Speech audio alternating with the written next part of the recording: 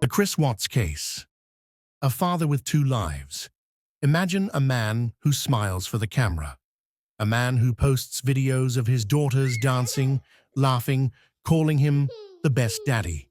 A man whose neighbors call him quiet, gentle, polite. Now imagine that same man, hours later, calmly telling police he has no idea where his family is. His pregnant wife, his two little girls, gone. This is the story of how a perfect family man, Chris Watts, tried to get away with the unthinkable, and how one tiny, unexpected plot twist destroyed his entire plan. It's August 13th, 2018. The last time anyone sees Shanann Watts, she's stepping off a late-night flight, rolling her suitcase through the door of her Colorado home.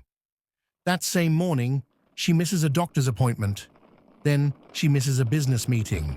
Then she stops answering her phone. Her friend Nicole, worried, calls Chris. "Where's Shanann?" "She's not answering. I'm at your house." Chris says calmly, "I don't know. She took the girls and left." But Nicole hears his voice. And something feels wrong. She calls the police. A patrol officer arrives, body cam recording everything, and Chris shows up moments later. This is where the story begins to crack. On camera, Chris acts strange, too calm, too relaxed, too ready to explain things nobody asked him. He talks a lot. He laughs awkwardly. He rambles about the house alarm and the garage door. The police notice something else. Shanann's car is still in the garage. The children's car seats are still inside. Her purse, her medication, her phone. No mother leaves without her phone, the officer notes quietly. Chris shrugs. Maybe she left with someone else. But the officer's body cam catches something Chris doesn't realize. His neighbor is staring at him, and he's angry, very angry. The neighbor, Nick, invites the officer next door. He pulls up footage from his outdoor security camera. It shows Chris, early that morning, backing his huge work truck into the garage. Very slowly, very carefully. Chris explains, "Oh yeah, I was loading tools for work." But the neighbor shakes his head the moment Chris walks out of the room. Whispering to the cop, he says, "That man is not acting right." He continues, "He never backs his truck up like that. He never loads tools in the morning. Something's wrong." This neighbor, with one small comment, changes the direction of the entire case. The officer suddenly watches Chris differently, and now Chris knows the police don't believe him. Detectives bring him in the next day. They start gently. "Chris, we just want to help you." He sticks to his story over and over. "I don't know where they are. I don't know what happened. I don't know." But the detectives have something new. Chris is having an affair, a secret girlfriend, secret messages, pictures, plans for a new life. They show him proof. They show him phone records. They show him the timeline. And suddenly, the polite, quiet, calm father begins to fall apart. But the detectives aren't done. They bring in a lie detector test. Voluntary Chris agrees. Bad idea. The test ends. The examiner looks at him gently and says, "Chris, you failed.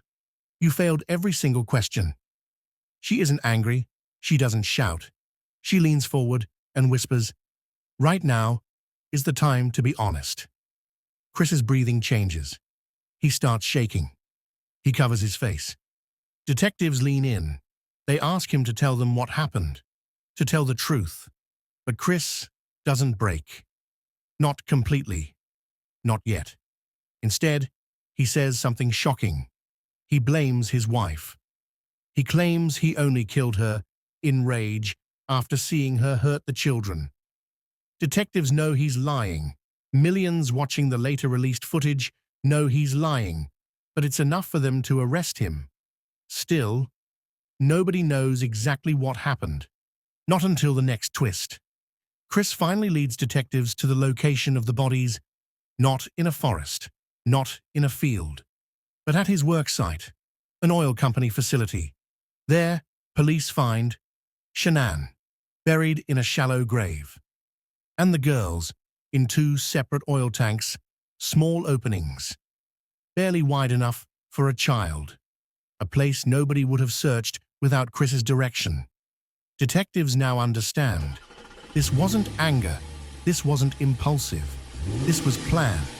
He had backed up his truck for one reason. He had loaded something, not tools, but the bodies of his own family. His lie collapses. Behind bars, faced with evidence, Chris finally tells the truth. The real, horrifying truth. He admits he strangled Shanann while she was 15 weeks pregnant. He admits he killed his two daughters afterward. He admits he tried to live a new life with his girlfriend, a life he believed would be easier. Without them, he admits the entire story he told police was a lie. The motive? He wanted freedom, money, a new relationship, a fresh start, and he was willing to destroy every innocent life around him to have it. But there is one more twist, a detail nobody expected, a detail that shocked even the investigators. After he strangled Shanann, he put her on the floor of the truck. Then he drove his two daughters, alive, confused, crying for their mother, to the oil site. For nearly an hour, they sat next to their mother's body without understanding what happened. When detectives heard this confession, some left the room in tears. The prosecutor said, "It is the most inhumane, vicious act I have ever seen." Chris Watts is now serving 5 life sentences without possibility of parole. He confessed fully. He was sentenced. Case closed. No mysteries, no missing pieces, no unsolved questions.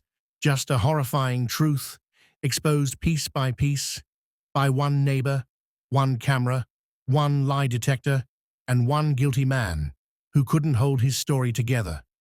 In the end, the case that shocked the world didn't begin with violence. It began with silence.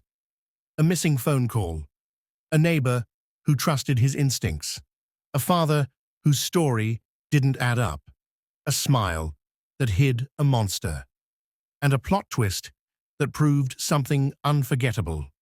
Sometimes the person you fear the least is the one you should fear the most.